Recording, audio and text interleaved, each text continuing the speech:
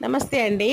అనగనగా ఒక తల్లి కోతి, ఒక పిల్ల కోతిని, చిన్న పిల్ల కోతిని తన కడుపుకు కట్టుకొని ఆహారం కోసం వెతుక్కుంటూ మన ఇంటికి వచ్చిందండి. మన ఇంటికాడ మామిడి చెట్టు ఉంది కదండీ!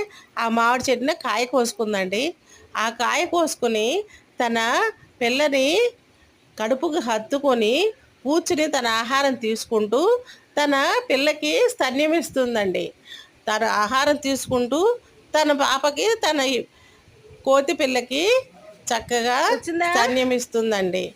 అలా ఇస్తూ వచ్చిందా ఇస్తూ ఏం చేసింది, మళ్ళీ ఎవరో వచ్చారు అని దానికి అలిగిడయి పిల్లని ఎక్కడ వస్తున్నా తీసుకెళ్ళిపోతారో, తన పిల్లని ఎక్కడ తీసుకెళ్ళిపోతారా అని అవతలికి వెళ్ళిపోయిందండి. గబగబా పరిగెత్తుకుంటా వెళ్ళిపోయిందండి.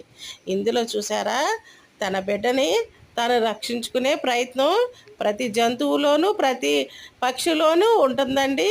ఓకేనండి. సబ్స్క్రైబ్